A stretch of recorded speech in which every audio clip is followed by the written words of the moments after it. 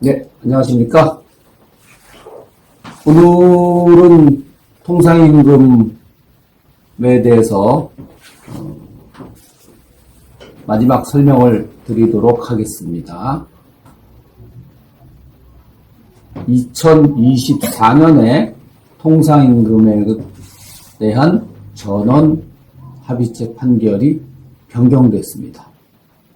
제가 지난번에 말씀드렸던 2013년에 있었던 대법원 전원합의체 판결인 가브로토텍 사건에서 나왔던 전원합의체 판결을 불과 11년 만에 대법원 판결을 변경했습니다.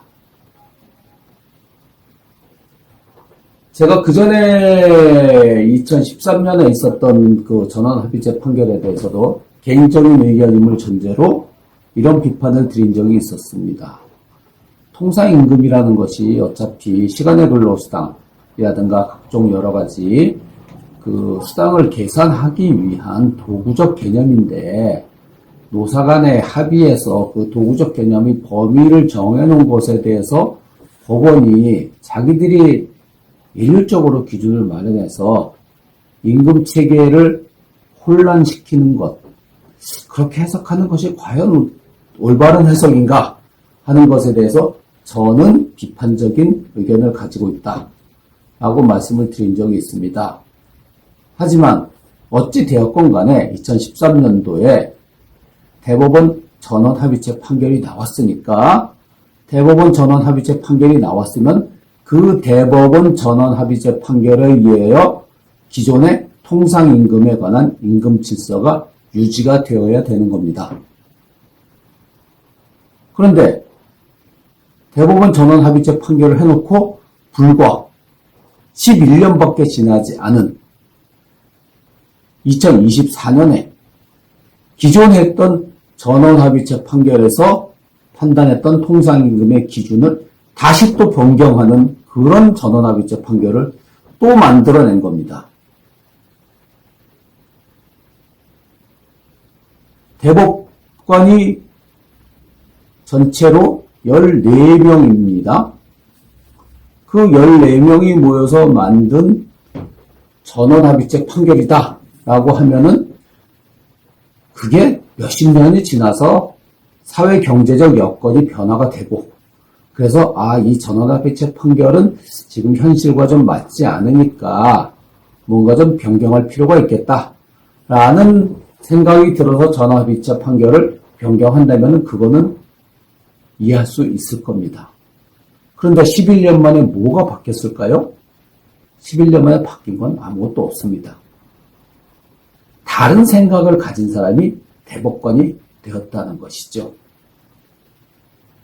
그런데 법원에서 내려준 판결에 따라서 기존 임금 질서, 법원의 판결에 따라서 내려진 그런 임금 질서에 따라서 기업을 운영해야 하는 사람들, 그 다음에 그런 대법원 판결에 따라서 재판을 진행해야 되는 법률가들,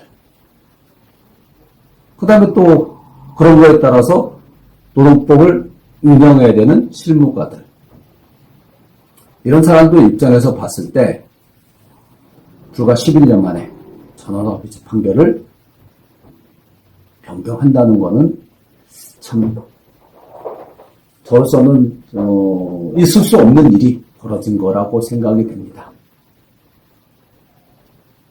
물론 생각이 다를 수 있죠.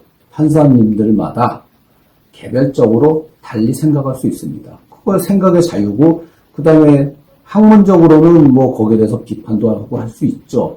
하지만 대법원 판결이란 것이 내려지면은 판사님들은 그 대법원 전원합의체 판결에 맞춰서 판결을 내려줘야 되는 겁니다.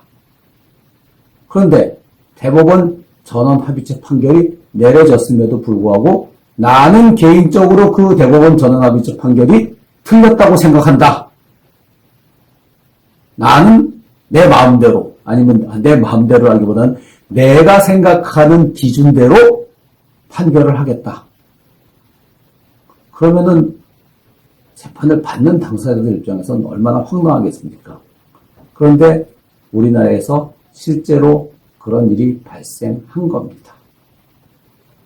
왜 그런 일이 발생했는지는 잘 모르겠습니다. 왜냐하면은 11년 만에 대법원 전원합의체 판결을 뒤집어 엎을 만큼의 법원 내부에 어떤 사정이 있었는지 그거는 제가 법관이 아니기 때문에 또 그렇게 대법원 판결을 변경하는데 관여한 사람이 아니기 때문에 무슨 일이 있었는지 모르겠습니다. 하지만 2013년도에 갑으로 도택 대법원 전원합의체 판결이 나왔는데 그로부터 불과 5년밖에 경과되지 않은 2018년에 아주 유명한 서울고등법원 판결이 나오게 됩니다. 시중에서는 그 사건의 회사 측, 회사가 세아베스틸이었기 때문에 세아베스틸 통상임금 사건이라고 이야기합니다.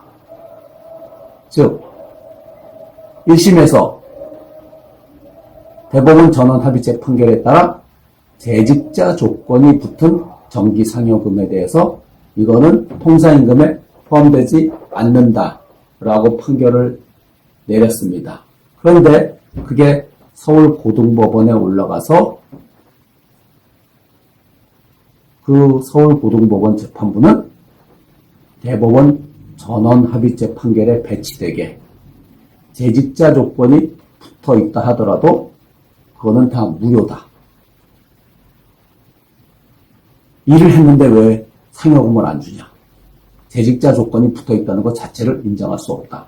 다 상여금도 재직자 조건이 붙어 있다 하더라도 상여금을 지급해야 되고 당연히 통상임금에 포함되어야 하는 것이다. 라는 기존의 전원합의체 판결에 완전히 배치되는 새로운 판결을 내려서 원고들의 청구를 받아들였습니다. 물론 어떤 측면에서 보면 노동자들 시각에서 보면 노동자들의 권리를 좀 더 확대해주는 그런 해석, 그 다음에 법률 관계에서 법리를 좀 더 명확하게 내리는 그런 해석이라고 볼 수 있는 부분도 있습니다. 하지만 그러한 반대되는 법리에 의해서 당하는 입장에서 보면 굉장히 황당하죠. 그리고 그걸로 인해서 적게는 수십억 원, 많게는 수백억 원을 다시 물어내야 되는 기업의 입장이라고 한다면 더욱더 황당할 겁니다. 그러면 2018년에 세아베스틸 사건 판결이 나왔는데 그 판결을 내리신 고등부장님이 나중에 대법관이 되셨어요. 그래서 굉장히 명석하시고 법리도 밝으시고 또 그런 분인 건 알겠는데 이걸 그렇게까지 건드렸어야 되는 것인가 하는 생각이 듭니다. 그리고 세아베스틸 사건은 대법원 전원합의체 판결에 배치되는 판결이기 때문에 피고 측에서 대법원에 상고를 했을 때 당연히 이거는 볼 것도 없이 전원합의체 판결에 배치되는 판결이기 때문에 파기환송을 했어야 됩니다. 근데 무슨 이유에서인지 대법원에서 세아베스틸 사건을 파기환송을 하지 않고 그대로 가지고 있는 겁니다. 그러니까 다시 시중에서는 무슨 문제가 대두됐냐 하면 이거 전원합의체 판결 바뀌는 거 아니야? 하는 얘기들이 돌기 시작했습니다. 아니 왜 기존의 전원합의체 판결에 배치되는 판결을 내렸으면 하급식 판결이 올라가면 당연히 파기환송을 해야지. 그걸 파기환송을 안 하고 대법원에서 붙들고 있는 거야 도대체. 그래서 그 몇 년 동안에 상당히 많은 혼란이 있었고 그 다음에 그러다 보니까 그 판결을 보고서 재직자 조건이 붙은 정기상여금도 잘만 하면 소송에 가면 이길 수 있겠구나 라고 해서 많은 또 통상임금 소송들이 제기가 됐습니다. 그 중에서 대표적인 것들이 시내버스 회사들의 운전기사들이 제기한 소송이고, 부산 지역, 제가 기억하기로는 부산 지역에서 운전기사들이 소송을 제기했던 것이 고등법원에서 세아베스트 사건과 동일한 취지로 판결이 돼서 대법원에 올라간 걸로 알고 있고, 지금 현재 대법원에 안 올라가 있지만 하급심에서 다시 또 서울시 버스 회사들에 근무하고 있는 운전기사들이 통상임금 소송을 제기해서 그 사건들이 조금 그 서울 지역 일대에 있는 법원들에 지금 계류가 돼 있습니다. 세아베스트 사건이 비록 대법원에 계류가 됐다고는 하지만 저 같은 경우에는 무슨 생각을 했냐면은 왜 파기환송을 안 하지? 설마 불과 5년밖에 안 됐는데 2018년에 세아베스트 사건이 있었으니까 2013년에 갑으로 도택 판결이 있었고 5년밖에 안 됐는데 전원합의체 판결을 뒤집는다는 게 말이 되겠어? 이건 뭔가 다른 또 법리적으로 뭔가 조금 더 정리할 것이 있어서 가지고 있는 것일 뿐이지 결국은 전원합의체 판결을 유지하겠지라고 생각을 했었고 기업들이 물어볼 때도 그런 식의 의견들을 많이 냈습니다. 그런데 제 예상은 완전히 빗나가고 2024년도에 대법원은 전원합의체 판결을 변경을 했습니다. 지금 무슨 얘기냐? 재직자 조건이 붙어 있다 하더라도 그거는 통상임금에 포함된다는 겁니다. 물론 세아베스트 사건을 가지고서 판결을 내린 건 아니고 다른 회사 사건을 가지고서 판결을 내리긴 했습니다. 그래서 재직자 조건이 붙어있는 정기상여금에 대해서 조건이 무효고 그 무조건 지급해야 된다. 이렇게까지 판결을 내린 건 아닌데 재직자 조건이 붙어있다 하더라도 통상임금에 포함된다. 라고 해서 대법원 판결을 바꿨습니다. 바꾼 이유는 법에 고정성이라는 개념이 없는데 2013년 판결에 고정성이라는 요건을 집어넣음으로써 통상임금에 들어가는 범위를 지나치게 축소했기 때문에 부당하다는 겁니다. 통상임금에 관한 데피니션, 정의 규정이 근로기준법 시행령에 정기적으로, 일률적으로 라는 두 가지 요건밖에 없는데 거기다 고정성이라는 요건을 부과해 넣은 것은 부당하다는 겁니다.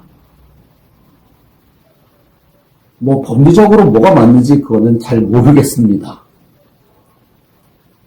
또 어찌 보면 바뀐 대법원 전원합의체 판결이 법리적으로는 조금 더 심플해 보이기는 합니다. 하지만 그 혼란은 도대체 어떻게 할 겁니까? 불과 11년 전에 전원합의체 판결을 내려서 그 전원합의체 판결을 믿고 재직자 조건이 기존에 있던 회사들은 이제 안심하고 살 수 있겠다라고 했고 재직자 조건이 없었던 회사들도 제가 알고 있는 범위 내에서는 노동조합에게 상당히 많은 양보를 하고 재직자 조건을 받아낸 회사들도 굉장히 많이 있습니다. 즉 대법원 전원합의체 판결에 따라서 없었던 재직자 조건을 노조로부터 받아냈는데 그걸 받아내기 위해서는 상당히 많은 반대급부가 있었다는 것이죠. 그렇게 해서라도 여하튼간에 정기상여금을 통상임금에 집어넣지 않기 위한 노력들에서 지금 이제 그 시스템을 다 갖춰놨는데 갑자기 11년 만에 니들이 그렇게 한 것도 다 아무런 의미가 없어. 이제 다 들어간다. 라고 판결을 내린 겁니다. 그래 놓고는 더 이상한 것이 이제 고정성 없어지고 재직자 조건이 있다 하더라도 정기상여금은 통상임금에 들어간다. 다만 이러한 법리는 이 판결이 내려지기 이전에 소급하지 않고 이 판결이 내려진 이후에만 그렇게 해석하는 걸로 하겠어. 라고 한 겁니다. 변호사 생활 30년에 이런 판결 처음 봅니다. 아니, 본인들이 국회예요? 입법입니까? 입법은 소급표를 제한할 수 있죠. 왜? 향후에 앞으로 이렇게 해서 법을 만들 테니까 이렇게 정하고 앞으로 뭐 그 이전에는 소급하지 않는다. 라고 하는 건 할 수 있죠. 그런데 이거는 판결이 해석입니다. 법리 해석. 기존의 법리가 잘못됐다. 그래서 이렇게 법리를 바꾸겠다. 라고 했는데 기존의 법리가 잘못됐다고 해놓고 옛날에는 옛날 거대로 한 건 그냥 인정해줄게. 비록 우리가 판결이고 해석이지만 소급표는 없는 걸로 한다. 라는 희한한 판결을 내린 겁니다. 거의 입법 수준이지요. 관여하지 않을 때 관여를 하다 보니까 자꾸 스텝이 꼬이게 된 겁니다. 즉 점점 법리적으로 명확하게 본인들만 알고 있는 법률적인 용어로 통상임금의 법리를 자꾸 가다듬다 보니까 현실과 엉키게 된 것이죠. 현실을 고려하자니 법리가 무리하게 되고, 그러니까 자 이제 내가 해석은 이렇게 바꿨지만 소급표는 인정하지 않는다. 그래서 바꾼 걸로 앞으로 하고 그 대신 너희들 옛날 거는 부담 없이 그냥 해 라고 했는데 그래놓고 또 거기에다가 예외를 또 넣습니다. 소급표는 없지만 기존에 소송을 제기했던 사건들에 대해서는 예외적으로 소급표를 인정해 주겠다라는 겁니다. 즉 해석을 해놓고 해석에 대해서 예외를 하나 만들어 놓고 그 예외에 대해서 다시 또 예외를 만드는 기상천외한 판결을 한 겁니다. 2024년도에 나온 통상임금에 관한 변경된 대법원 전원합의체 판결은 이렇게 나온 겁니다. 대신에 소송을 하지 않은 모든 케이스들, 모든 기업들에 있어서는 이제는 재직자 조건이 붙어있건 무슨 조건이 붙어있건 간에 다 정기상여금은 통상임금에 포함되는 것으로 변경된 전원합의체 판결이 통상임금의 법리를 최종적으로 정리했습니다. 그래서 아마 이제는 어느 정도는 뭐 거의 다 정리가 통상임금에 관해서는 정리가 된 것으로 보입니다. 여러 가지로 그렇게 갈 수밖에 없었던 대법원 판결의 입장은 이해하지만 처음부터 너무 무리하게 임금 질서에 개입한 것이 아닌가 하는 개인적인 생각을 지울 수 없습니다. 네, 오늘은 여기까지 하겠습니다.